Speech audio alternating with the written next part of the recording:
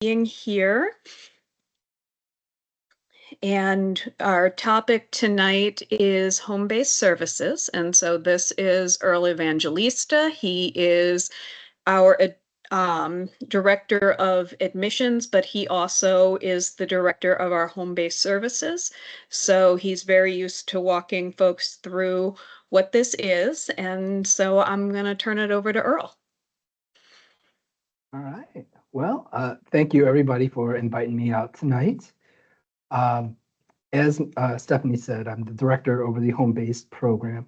And even before becoming the director, I was actually on the team as one of the home-based self-directed assistants, which we abbreviate to SDA, which is just the fancy way of saying a case manager for the home-based program.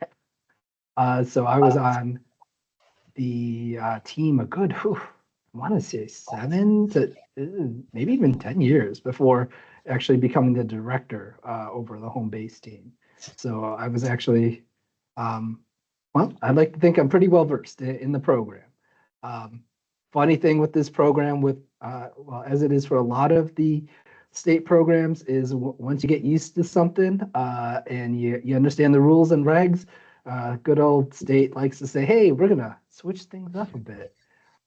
So there was actually a bit of a big overhaul of the program back in 2017, where there were a lot of changes in the expectations of what staff can do, and there were changes in the expectations of what the families were responsible for. So I will go a little bit into some of the historical stuff as we talk about the program. But with that said, though, before I just jump too far into things, I guess, can I get a gauge of like how versed folks are with the home-based program, or like how much, or if there's any big questions? I'll even ask that. If you have any big questions you want to know right off the top, and I can either address those questions right away or just say, oh, hold on, it's in my presentation. Do most families accept home base because they can't get FILA or because they want home base? In my experience, when there is a big punch pull, which there's a punch pull coming up this summer, a lot of families do try to get SILA first. And unfortunately, in the state of Illinois, there's a lot more need than actual resources and SILA openings. So to answer your question, in my experience, yes, a lot of people choose home base as their second choice because they're finding out that, man, their hopes were to find that perfect opening for their son or daughter, that that they would get along with the roommates, or and well, the hope was to have that match with the SILA. But fortunately, like I said, that there's so much of a big need right now that when they make these big puns pull and the state says, we're going to offer you all these the funding to pay for services, you just have to find the SILA. It does put folks in a bit of a, how do we put this? It kind of gets folks hopes up that they're going to find that great placement.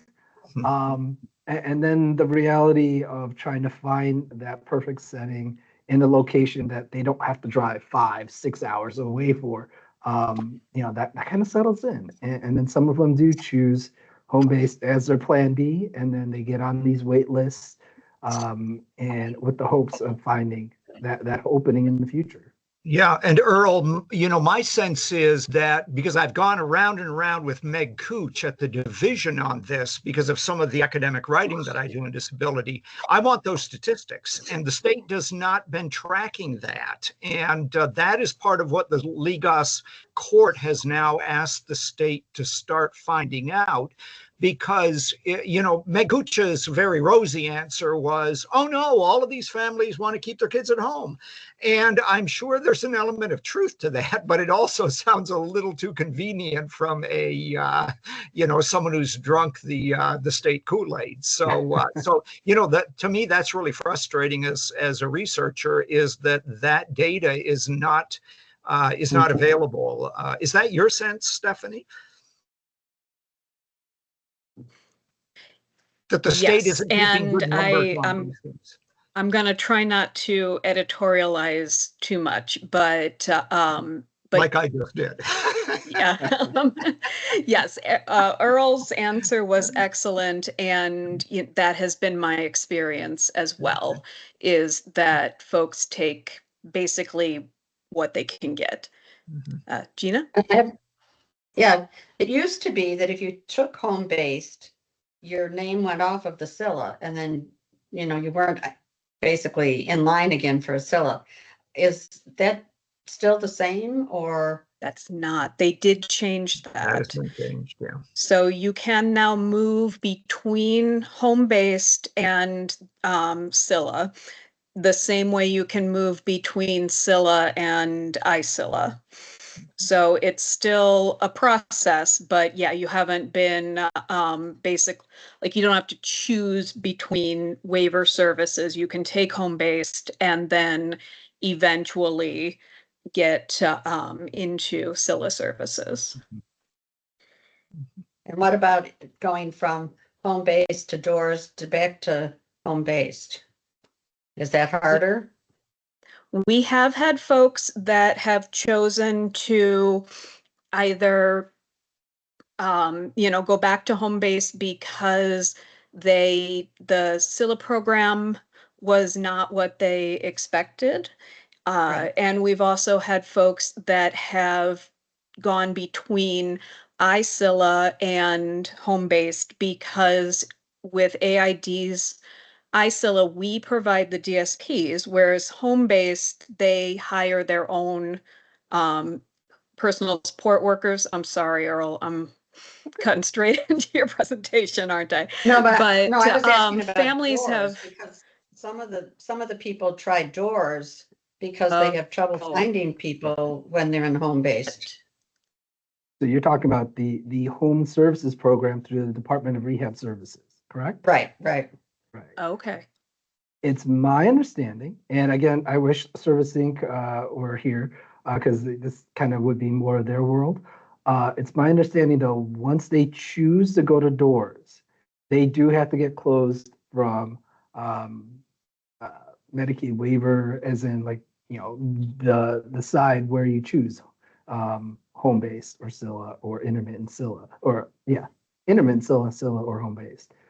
So it is, again, from my understanding, it is difficult to go from the Department of Rehab Services programs and say, nope, I want to go back to that PUNS wait list and then get funding through that side, because it is two different funding pools. Mhm. So that is my understanding. And a recent conversation I had with a family who was playing or trying to decide if they wanted Department of Rehab Services or if they wanted home based. Um, one of the things I asked them to think about is the future, meaning if the Scylla services is something you're feeling you're going to need for your son or daughter, in the near future, or let's even say 10 years.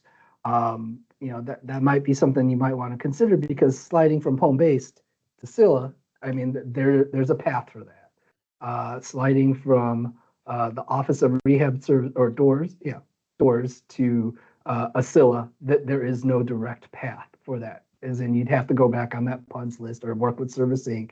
And if there's a crisis going on, they'd have to do a crisis packet. But so there is a lot more complicated work going from Department of Rehab Services to a Scylla. So when you're on doors services, when you're actually getting their services, you cannot remain on the PUNS list. Is that what you're saying? That is my understanding, is yes, Switch it off. you have to choose. Oh, the calendar we were on. Yeah, I know that family.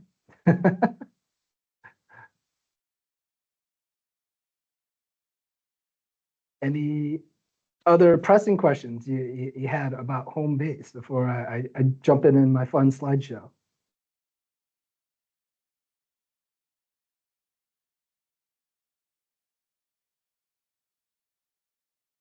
All right. Well, Stephanie, if it's okay, I'm going to share a little PowerPoint that I just, well, actually, I've had this, but just let me see if I can get technology to work for me.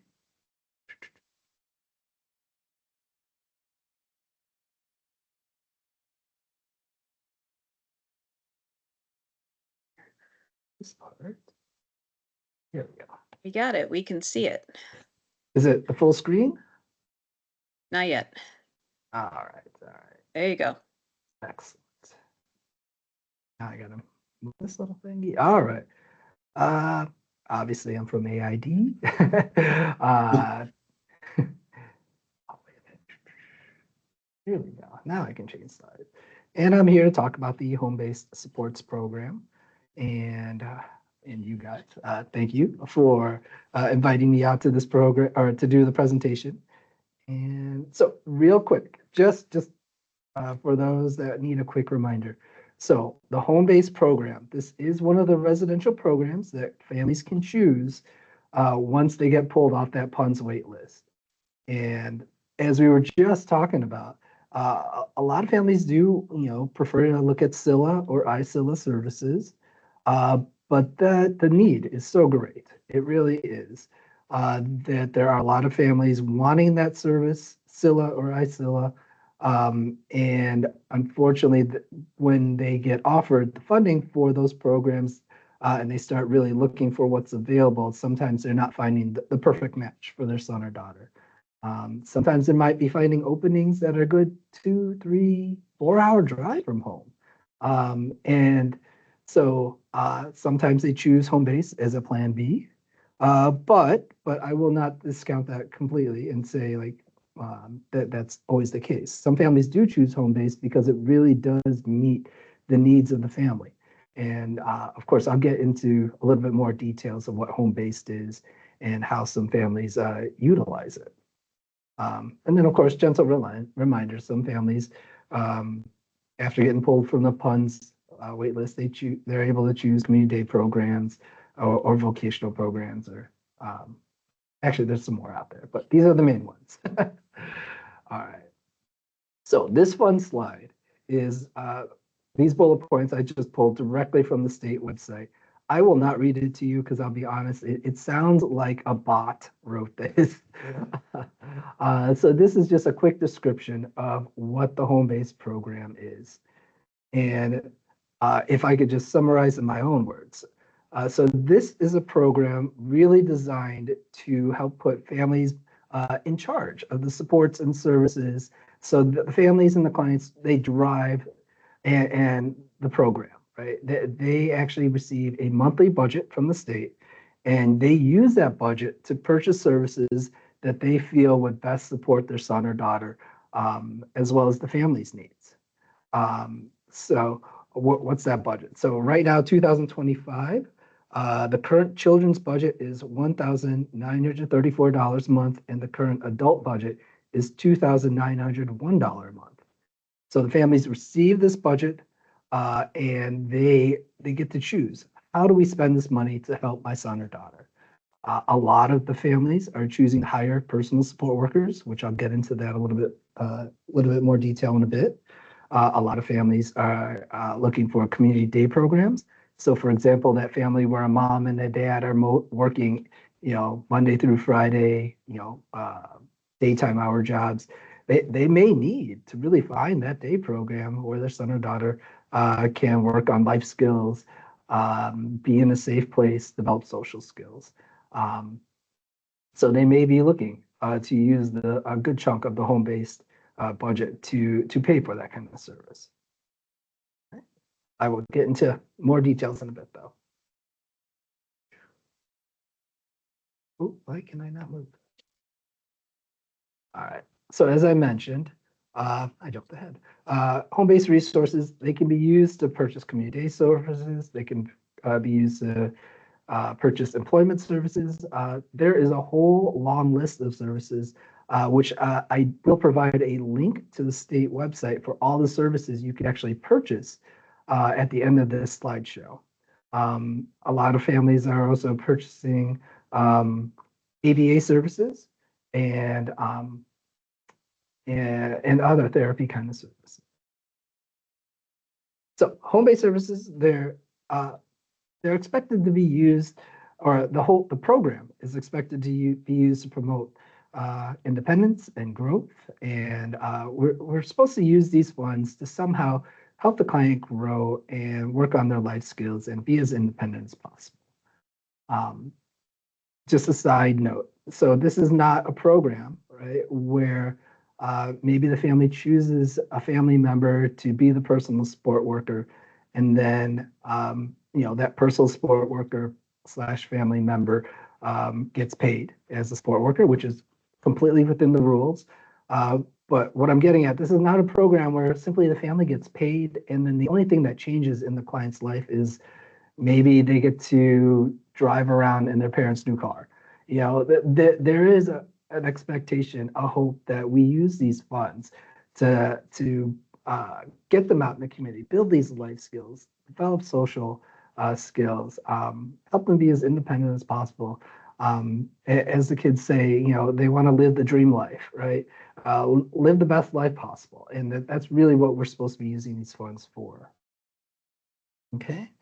Let's see, services, and again, I jumped ahead myself. So the program, again, is also supposed to be used to help the clients work towards their outcomes that's listed in their personal plan. And as some of you guys can, I'm sure all of you know, the personal plan is something you work on with Service Inc. You develop those outcomes, and you basically are just trying to design and talk about, well, what's the dream life? Let's not talk about the little goals, which are of course are very important, but we also want to talk about, well, what's the larger dream for a person's life? And again, these funds are not supposed to be just, hey, let's make some more. I put it. I try to put it as sensitively as possible. But the goal is not to just to pad the family income, right? We do want to use these again to enrich the client's life. Let's move.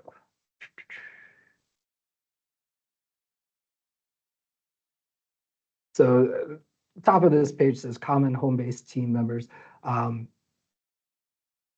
not really listing this so much as talking about who's on the team, but I do just want to highlight a couple of titles and folks that are involved in this whole process. Obviously, client and family, we all know who those are. But there's an important role or a person in this team called the employer. So the employer is somebody the client and family designate to, well, act like an employer of any business, any business that might be out there that employs staff. So this employer is actually the person, quote unquote, in charge of the budget, in charge of signing off on the services and paying for the services. They're also in charge of signing off on paycheck or timesheets for like personal support workers. So this employer can be a client if they don't have a state guardian or a family is not their own guardian or is a, yeah. So basically their own guardian. If they're their own guardian, they can be assigned as the employer. The employer can be a parent. It can also be a trusted family member. It could also just be somebody that the family knows they can get in contact with, that they, that they trust. So I've seen employers be family members that live out of state and they're able to write or sign off on paperwork. I've seen families who have employers that are through their church or neighbors. So an employer can be pretty much anybody that the family trusts. And then the other big person or more, another common role or person on the team is a personal support worker. And again, this is a person that the employer can hire and the home-based budget pays for. And the personal support worker can be a parent, it can be a sibling, it could be, again, almost anybody that the family trusts to provide services to their son or daughter or family member, and that they would, again, trust that they would help build life skills, with their loved one. I'll go through the quick list of folks that can't be a personal support worker. So personal support worker can't be somebody under the age of 18. They can't be somebody with a criminal felony background. So they do have to do a background check, just like anybody who works for AID does.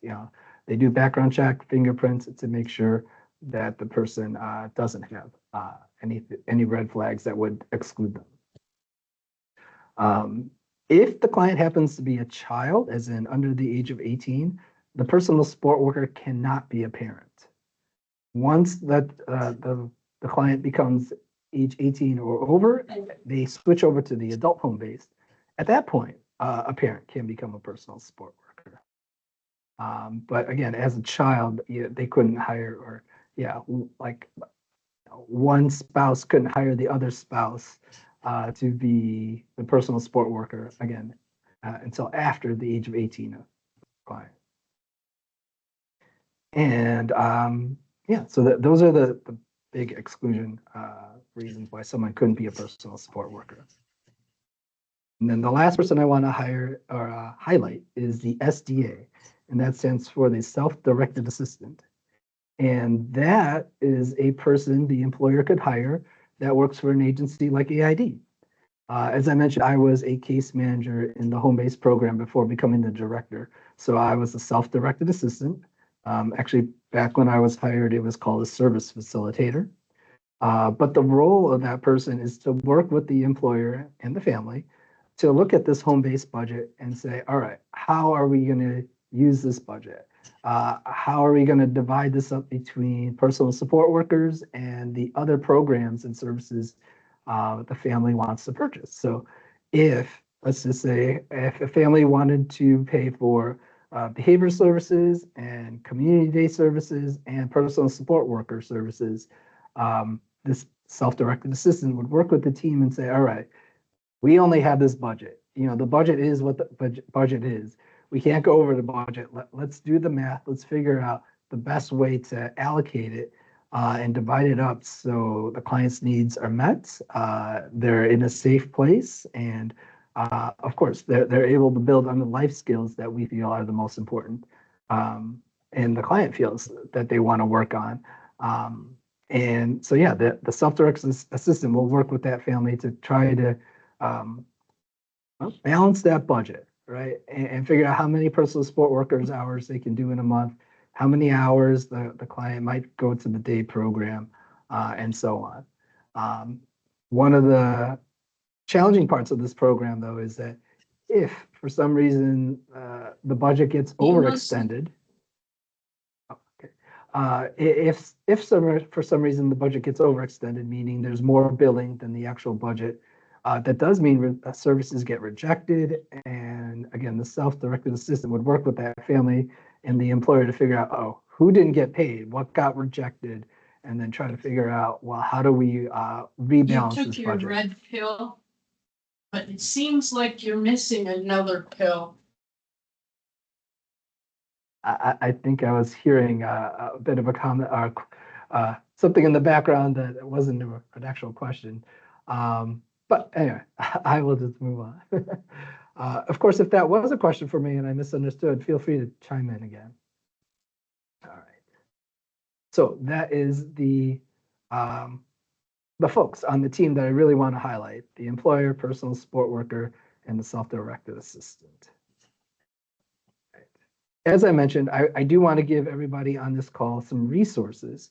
So I'm sure we could send out this page or the whole presentation to folks that want it. But all of these links are from various programs, well, not programs, various websites. Some of it from the state and some of it from Access. And that is actually somebody I want to talk about in a quick minute. But anyway, in these resources, you'll see the HBS overview. So this link talks about a little bit more in depth about what the program is. It talks about how there is that monthly budget, as well as some of the expectations about the different roles. It is a shorter kind of description of the program. If you want the full explanation of the program, you really do want to look at the home-based handbook, as well as the self-directed assistant guidelines. So those two links really go in depth about the roles and the expectations of the folks involved. So it even goes into what you can expect from Service Inc., what you can expect from a self-directed assistant, what the family's expectations are. These two pages from the state actually really go in depth about that. As I mentioned, there are a whole bunch of services you can purchase through or using the home-based program or home-based budget. So that's what this link is for the DDD. Whoops, it shouldn't say proposed rate table because it was actually approved. So this is actually the approved rate table for 2025. And it has the whole list of how much it would cost to go to a day program, how much it would cost if you hired a behavioral therapist, and what kind of licensure they have. It breaks it down for how much it costs per hour. And again, you'd be able to see if I hired a behavioral therapist and they're at the higher rate, you can do the math and figure out how much that would cost out of the home-based budget. If you're interested in looking at the bulletin that talks about what the 2025 rates are, which again was about $3,000, I think, or $2,900 for adults, and then I think it was about $1,800 for children. The HBS rates 2025 link that talks about the rates for 2025, and this is something that gets updated every year. So I do want to mention at this point that the budget changes as Social Security changes. So it's based off of SSI. So the children's rate is 2 times of what SSI is for that year, and the adult rate is 3 times of what SSI is for that year. So as the cost of living changes, from 2025 to 2026, the home-based budget will also change.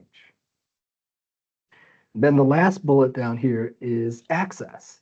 So access is actually the, well, they call it the Consumer Directed Payroll Management Solution. So that is actually a separate agency that works with the state of Illinois as well as works with other states. They work with the self-directed assistants, obviously, and they're the ones that actually release the checks to personal support workers.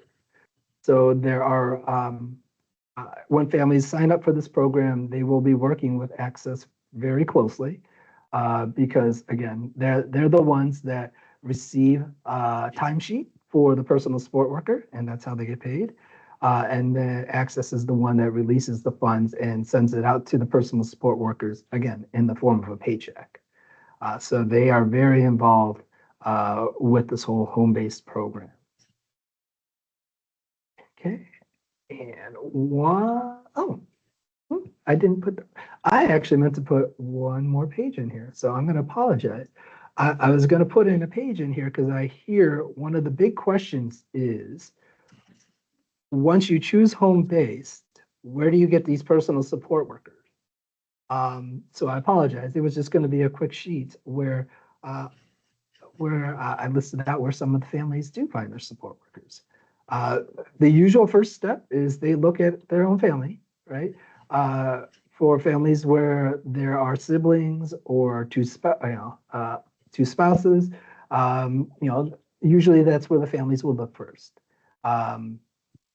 And if there is somebody available to be the personal support worker, they have to go through the process where, again, they fill out paperwork, they have to do a background check, and then they can get hired.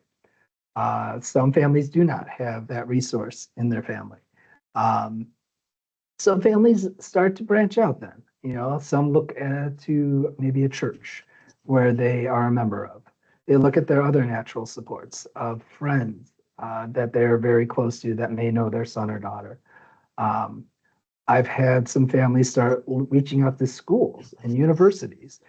They may look at, try to put a posting and say, hey, is there anybody in the education bachelor's degree program or the psychology program or social work program looking for a part-time job? Some families also reach out to some online resources, and the one I most commonly think of is care.com. which originally started off as trying to find supports and services for like aftercare for children, as I understand it. But that agency has branched out to adult care, like senior citizens, as well as finding services or workers for people with disabilities. I also know of families that reach out to an agency called AIMSIL, which is Achieving Independence and Mobility hyphen Center for Independent Living. And they are out in DuPage County. And they are an agency that they have a side program where they try to, I guess, say like pre-screen people who are interested in being personal support workers. And so families have had some success with reaching out to them to say, hey, do you have anybody looking to be a personal support worker in the Aurora area or the Elgin area? And then sometimes they are able to provide a list of folks. Unfortunately,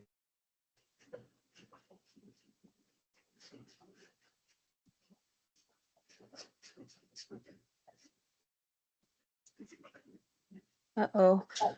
Earl, did we lose you? He's frozen. support workers. And Oh, here we go. And so there are some other provider agencies that are able to hire personal support workers, and then those personal support workers work for that other agency, like they would be a staff of that providing agency, and then that providing agency would be the ones to, well, make sure that staff gets paid and do the training and the background checks. I started by saying, unfortunately, I shouldn't say it that way. I would say providers can choose if they wanted to be that kind of agency that they hire the personal support workers for the family. AID has made that decision that we're not one of those agencies. And if I'm just being completely honest, I'll put it this way. Finding personal support workers can be difficult. And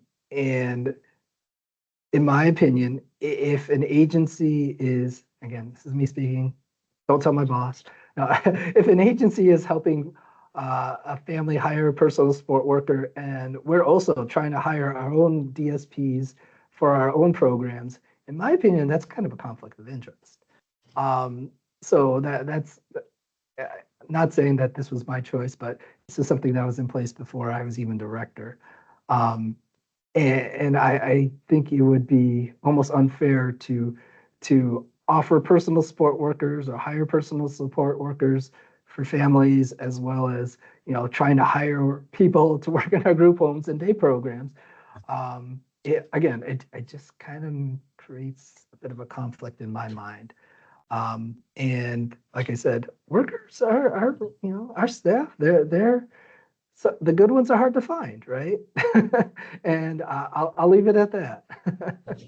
I wouldn't want there to be any hard feelings if a personal support worker chose to work one direction for an agency as opposed to working with the family, or vice versa, or anything like that. So that's my editorial, which I hopefully don't tell my boss. Well, Earl, I will just put in as well that we at AID don't have family members when they are in our employ, don't have family members working with their loved one. And so that's the other benefit of home-based, is that if you have a sibling or a parent that does good work with that individual, they can be paid for that through the home-based program. Whereas if they were hired by AID as a DSP, we would have to put them in a completely different region or a completely different program. Right. Okay. I shot over to my last slide. This is just my contact information. If anybody wanted to reach out, talk about home-based or admissions, because I'm also director for the admissions program. I also like talking about retirement and retirement plans. But anyway, you have my contact information. Feel free to reach out to me. I have stopped sharing. I guess let me open this up. Were there any questions, comments, concerns? Earl, I know that we had a number of people who joined late because they couldn't find the right link. So, if you just want to give like a 30-second or 1 minute sort of overview of what you did at the beginning, and then they might have some questions. Sure. So yeah, I'll give the quick 1 or 2 minute commercial recap. So I was talking about the home base program. I guess let me reintroduce myself. I'm Earl Evangelista. I am the director of the home base program at AID. I'm also director over the admissions for IDD services at the agency. So I was talking about the home-based program, and that is one of the programs that families can choose when they're thinking about residential services after they get pulled off that PUNS wait list, which I'm going to guess most of you guys have heard about before. So once someone gets pulled off that PUNS wait list, a lot of families are looking at SCILA or iSCILA and home-based, and they have to make that choice of what do you think would be the best program to serve their son or daughter. And as I mentioned, home base is one of those programs that they can choose, whether it's their plan A or plan B. But in this program, the family is pretty much awarded a monthly budget, and that budget is to be used to pay for supports and services that they feel that their son or daughter would benefit from. So you may have heard me mention that that there is a person who's designated the employer, and that employer would work with the family and that budget, and they would, help hire or pay for the services that would help develop life skills and help meet the needs of their son or daughter.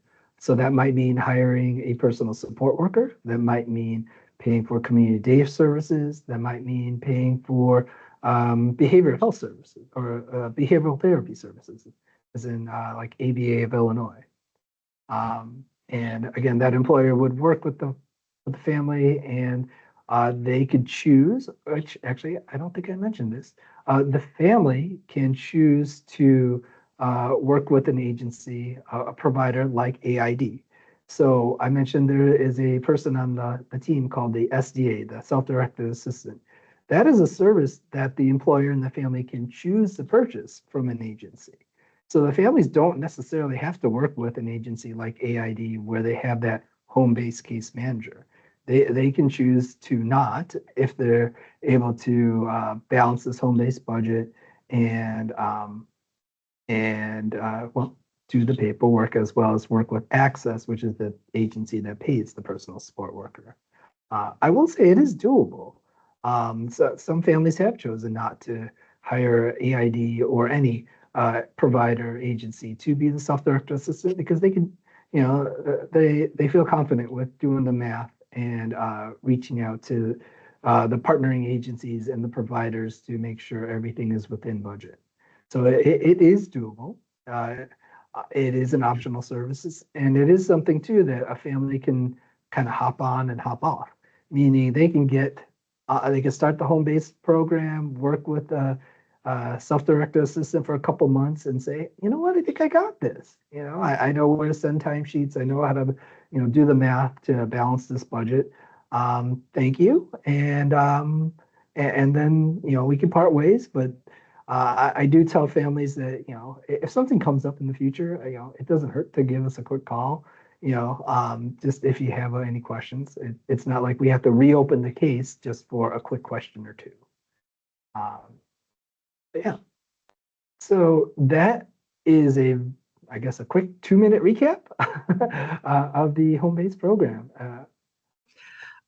Earl, what is the ratio of, like within our DD population that we serve, what is the ratio of those who are, in our SCILA program and people who are using home-based funding, say, to purchase a day program? Not entirely sure I'm understanding what your question. Are you asking how many So folks? Earl, how many adults do you have in home-based? Our current caseload is around 240. Well, actually, wait.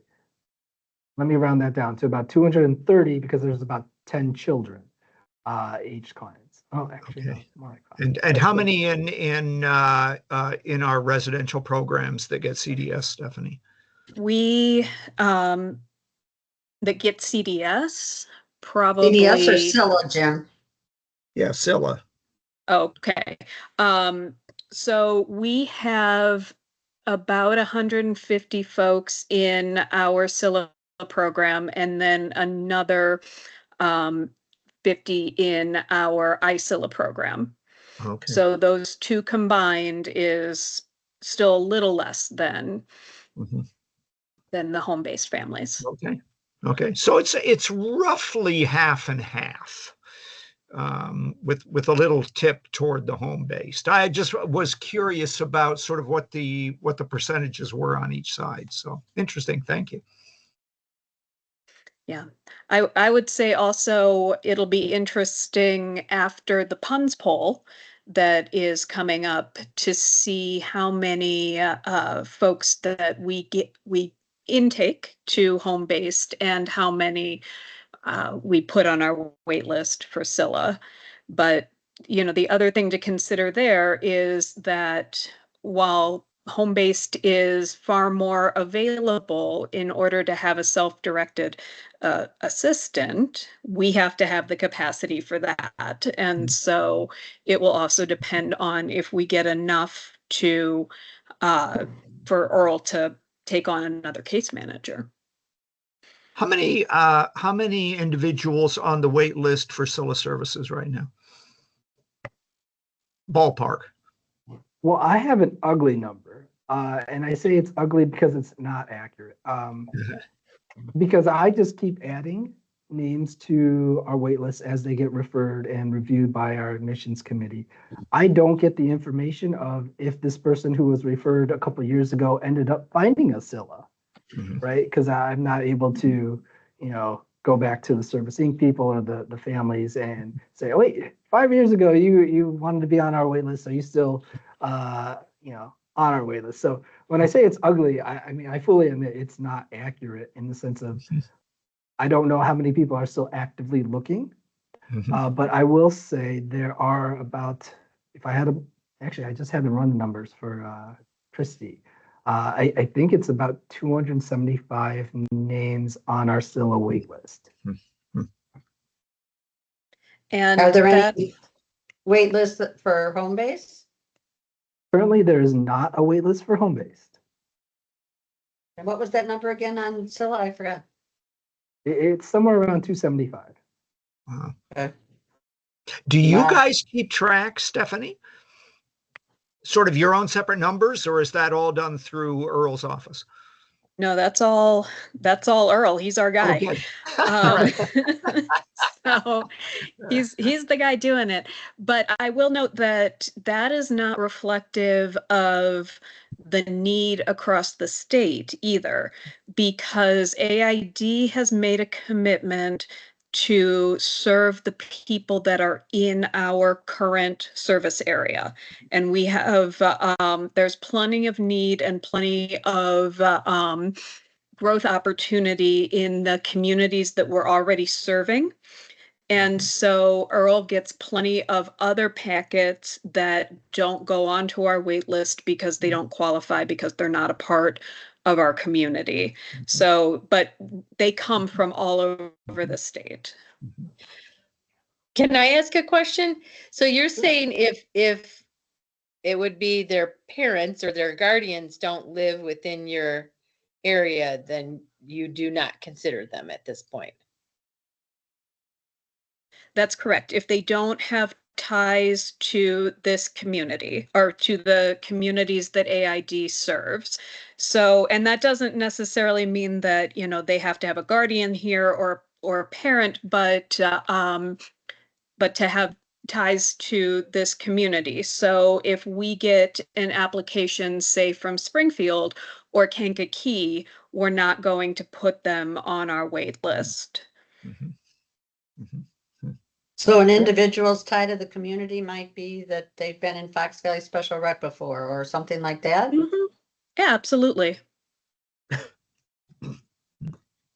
And there are folks on our wait list too, where maybe they have cousins, aunts, or uncles that that Mhm. they have relationships with, and or even a sibling. Well, obviously that's a family relationship, but getting away from it, it's not necessarily the guardian that has to live, within our service area. And also, I want to touch on too, where I mentioned that some families, they do find that opportunity at a Scylla, but it is 3, 4 hours away, Springfield, Carbondale, or something. So maybe they scooped up that opportunity when they had the chance, but the family lives in Aurora or Elgin. So those families have come to us and said, "Hey, keep us in mind. Please put us on the wait list that maybe that opening that would be the perfect fit for my son or daughter happens. Please do keep us in mind because that is a part of what we do. We do want to try to kind of keep families intact and not have to do that big long travel just to visit. And so again, we do have families that their son or daughter is currently served at a Scylla, but we're hoping to get them back to their home community, to their family. And we've been successful in some cases. Right around the COVID lockdown, we were able to bring a guy back into he'd been placed in a Scylla outside of his community. We brought him back into AID, and then he was not only much closer to his family, but also reunited with his friends that he had from our CDS program.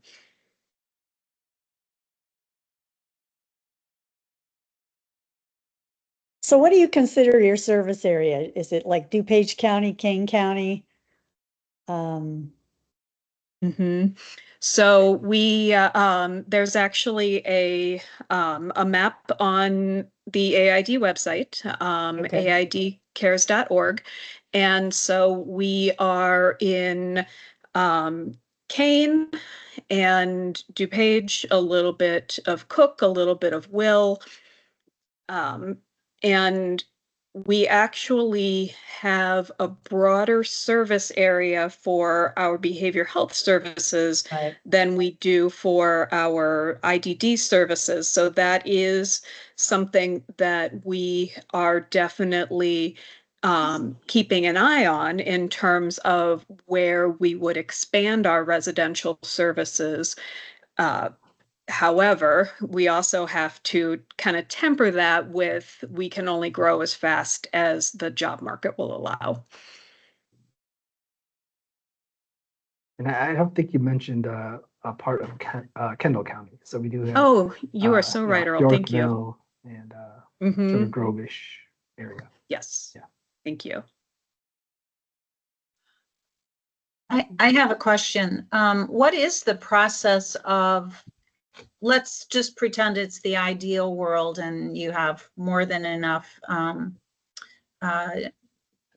service providers. What is the process of establishing a Scylla? I mean, I when I look at the map, I see it's very congregated in Aurora, but yet you have this larger, greater area. We live on the northern side of it. What's the chances of, when we have all the service providers that we need and there's, the budget for it, what is the process of coming up with a Scylla? Well, there's two types of Scyllas. The first is agency controlled, which is where the agency, so AID, owns the property. So we have several houses in that either we own through HUD or have been donated to us. There may have been a time way before my time when we were buying houses. That's not something that's within our reach anymore. But so those are owned by the agency, and then we license them with the state of Illinois. and we provide the services there. The other type of SILA is called an individually controlled SILA, and that is where the person that is receiving services has either a place that they own or that they are renting. So they either have their own mortgage or they have their own lease with a landlord. And then we provide the SILA services. So we're not in charge of the property. We are in charge of being the service provider there. And we do a mix of those two, although right now where we are growing is the individual controlled, where our folks can find, for example, apartments in affordable housing communities, and then we are able to come in and provide the service. So that would be like Main Street lofts, Wildwood, Water's Edge, all of those kinds of things. Yes. Yeah. Yes. And the benefit to that is that, and this has become, kind of a key part of our ability not only to grow, but to take folks that are a little more medically complicated or need a more traditional SILA, is that it used to be that these family style, 6-person SILAs were all that existed. And so folks that could live a little more independently could have their own apartment if they still had 24-hour support, were living in these types of homes. And so what we're doing is, as we move folks out of the traditional style SILAs, that opens up space for people that do need that type of service. Stephanie, how does it work? Mary, I'm going to jump on your question. Suppose that Bob and Mary in 5 years were like, we cannot find a provider to open a home, so we're going to buy a home. Can they then hire AID to staff that home and provide services? Like, is that sort of, how does family SILAs relate, or family-owned properties? So we do have some family-owned properties, and as of right now, given the current job market and honestly funding climate, political climate, we The costs of establishing a family SILA? So are you talking about an actual SILA as in 24-hour group home kind of SILA? Yes. So yeah, if but they're going to family, license. It's not going to be run through AID because AID can't staff it. They're going to license it. Let's say Bob and Mary are going to go through all the hoops to license their home that they bought as a SILA. Can they use home-based service funding to at least partially offset some of the financial expenses of operating that family SILA? well, once someone is living in a SILA, whether it's a family owned or whatever, or once a family chooses SILA services, again, regardless if the family owns the physical building or not, they do have to choose if they're making a choice to switch to SILA services. Okay. So they couldn't have home-based funds Okay. to pay for that. Well, but Jim, what you're asking is if a family member chose to like buy a house or rent something and then pay a personal support worker to be there with their loved one, how would that work? And if you were using home-based funding for that, then you would not license that home as a SILA. Okay. All right. So, Okay. but there is a model in Illinois, and AID does not currently, it's not very popular in Illinois, although it's used quite a bit in other states. AID currently does not have this style, but it is, it's called host family Scylla. Mhm. And that is where there is a live-in person that is, paid a stipend to provide care to the individual that's living there, and they both live there full time. Mhm. Mhm. I have a question about CDS, Earl. So there are, especially since COVID, there have been some of these sort of new startup alternative day programs, like Rising Lights Project in the Tri-Cities area. Can a family use home-based service funding to purchase a day activity program that is not licensed by the state? No, they can't use the funds directly. So the workaround that is if a family has a personal sport, or if one of the family members like within the family is a personal support worker, for example, a mom or a dad, they can get paid as a support worker, but then that money is theirs. So they can use that fund, those funds that they received in their paycheck to pay for day program services. So the money can't go directly from the home-based budget from the state, as in Access couldn't send a check, right? Or the state couldn't send a check to that service provider if they're not licensed and if they're not a vendor. But again, the workaround is families would just pay themselves as a personal support worker because let's be honest, family members are working whether they're on the clock or not, or getting paid or not. But then once they get the funds, paid to them as personal support workers, what they choose to use those funds is up to them. They can use it to pay for groceries. They can use it to pay for day program services that are private. They can use it for, whatever the family needs, feel that they need. And of course, with the hopes that it does benefit the client. Right. Yeah, I just see, a number of these, smaller day programs that are doing some pretty cool stuff. And, it's a model that a lot of younger families want because they're much more, person-centered and community integrated. And there ought to be a way for families. So you've just explained, but as I look at the families who I know who are using those programs, it's like, are you aware that there is a way you could use state funding rather than just paying out of your pocket every month? So I guess that's what was behind my question. Yeah. Thank you. Yeah, and let me rewind for a quick second. You were mentioning about how could families possibly create, I guess, like living situations. I have heard, and actually, no, this happened where like home-based families have gotten together, where maybe their sons and daughters, they get along, they met through Fox Valley Special Rec or whatever, and they were independent enough to get an apartment.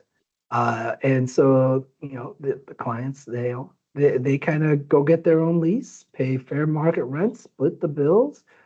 They still have home-based funds, so they use the home-based funds to hire personal support workers to, and again, that personal support worker can still be a family member, where they go help them work with them in their home, in their apartments, and they're going grocery shopping and building life skills.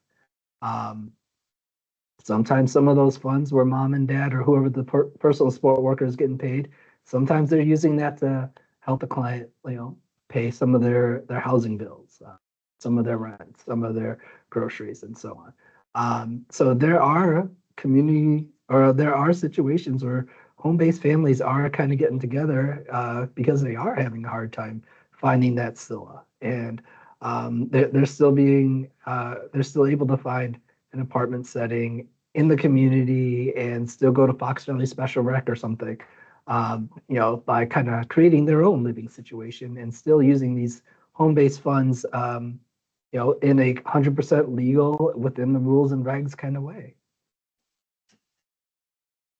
Then Earl, in that situation, that would not have to be licensed with the state. Is that correct? It's just two folks renting an apartment, just like if you or I were to get a buddy and, get an apartment and You know, Okay. split our own rent. There's nothing that would say I couldn't.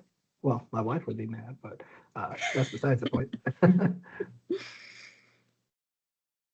Well, then that kind of begs the question. I think we had maybe raised this months ago about knowing if we kind of knew some of the other families that were in the home-based service program, maybe that would allow us to, outreach a little more. But I think we kind of ran into a roadblock there. I don't know if it's privacy or what, but You know, and Bob, I've been thinking about that since it came up. And I do wonder if maybe Earl, and this is like top of like Earl has not heard this idea, so sorry to spring this on you. But I was just thinking about it today. What if we were to reach out to home-based families and ask if they would like to be a part of, like, say, a home-based directory and give us consent to publish their name in that directory that would be available to other home-based families. Is that something that your case managers could help us gather that information?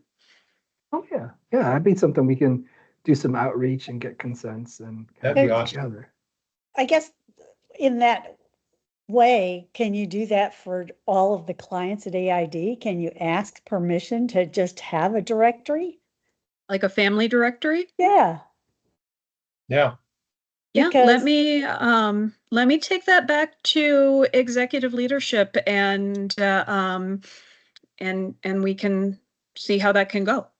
Yeah, because if that's we had actually a a really good. family directory, then we could do gatherings or brainstorm sessions, and maybe we could get more involvement in the family council there you if we go. had a directory so we could approach them as a Yeah. family member.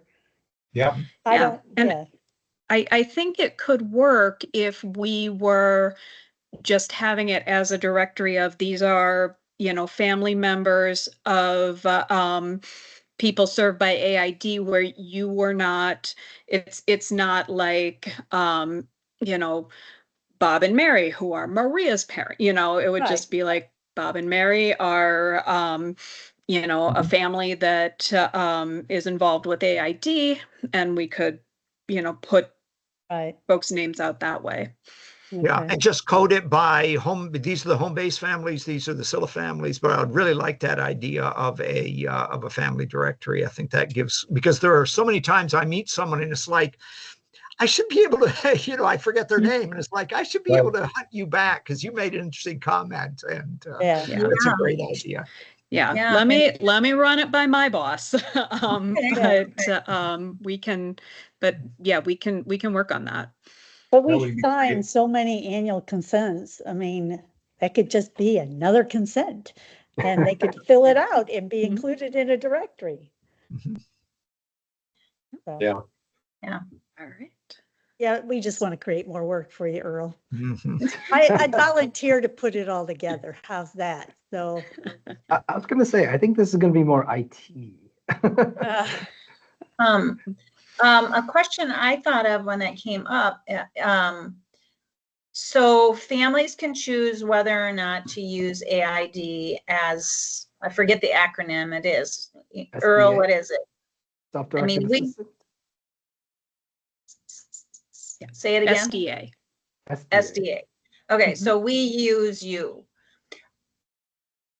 How large of a population do you think you lost when you changed it to that option, or that when that option was changed, that you could do it yourself?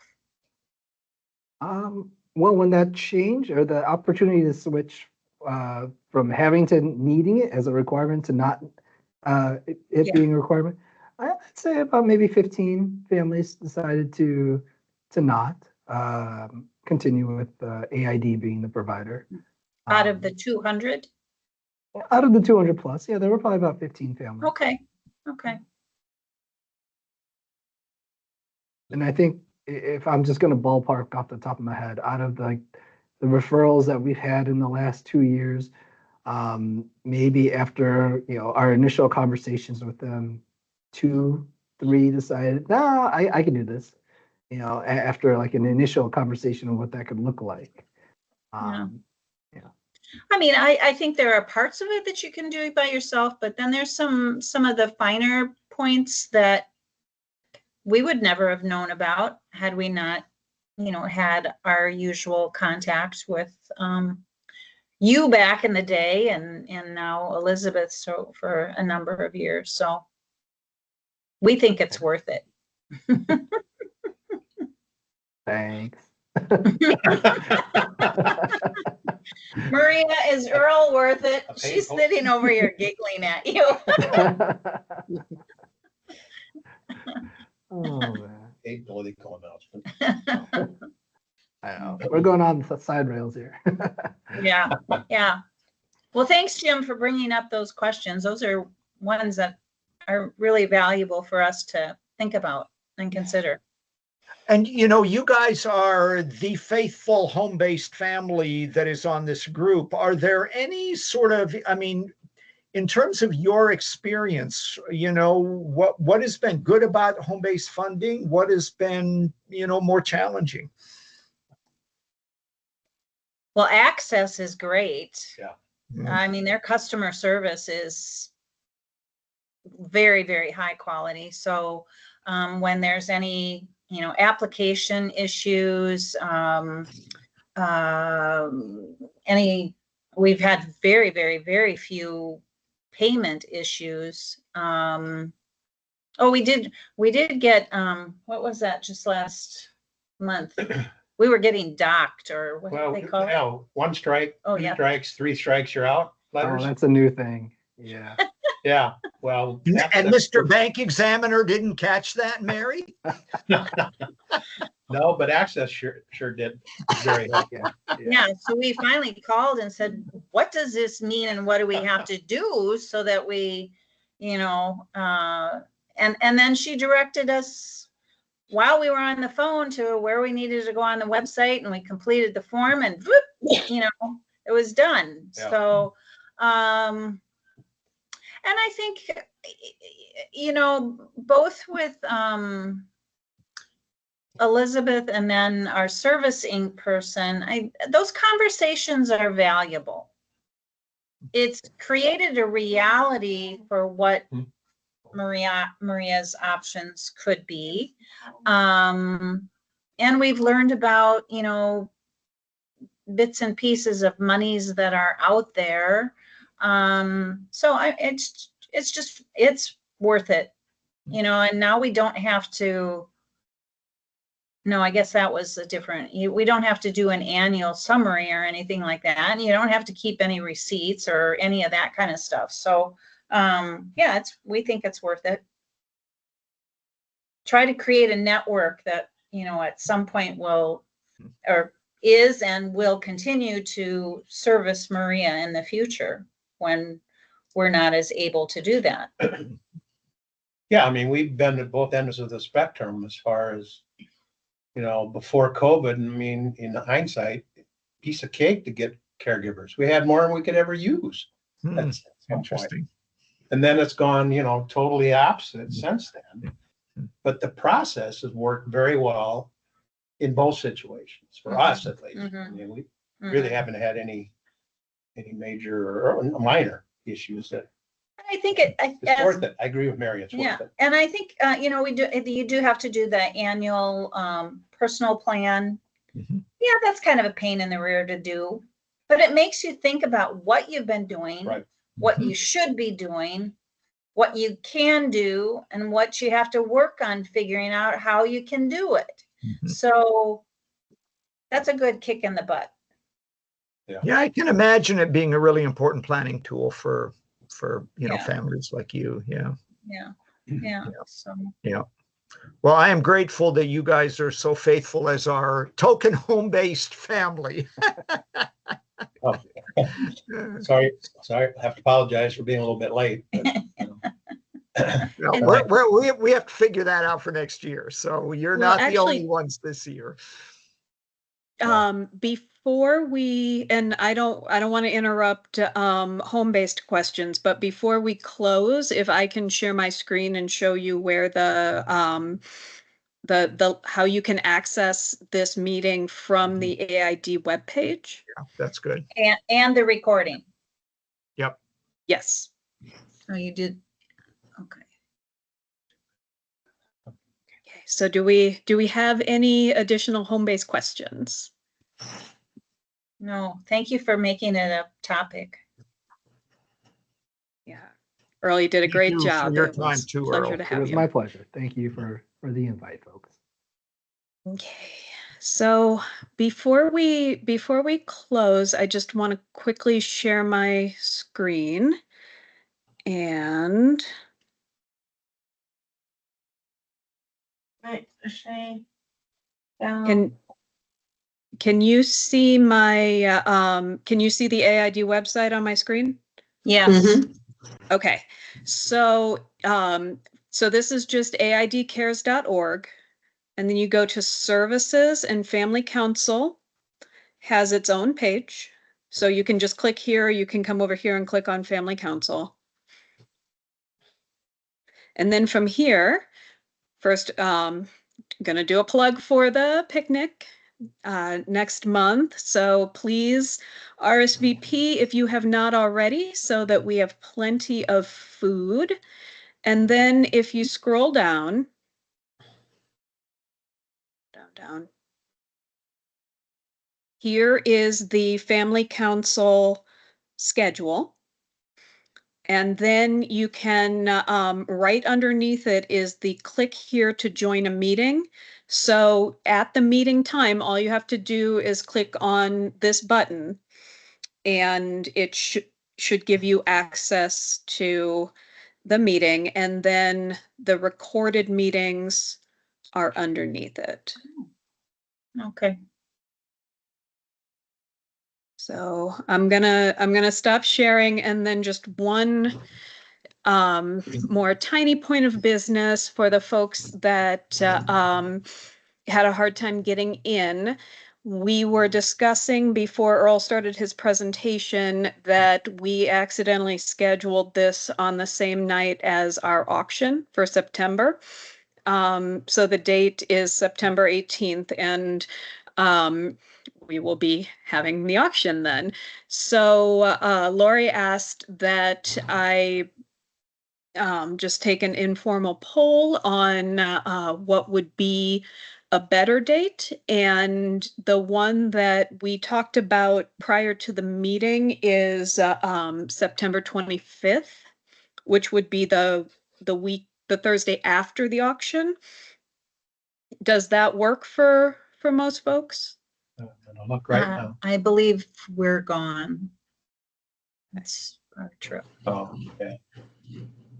We're out. We are gone as well, but I mean, I'm almost wondering if maybe you should skip it for the annual gala and just pick it up in October. Well, October is our planning meeting for the year.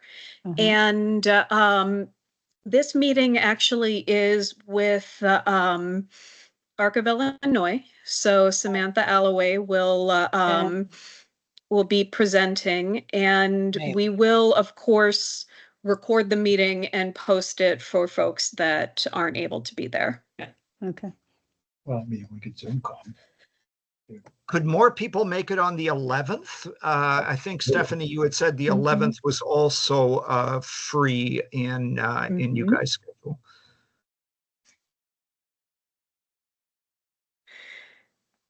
Julie, you're easy to please.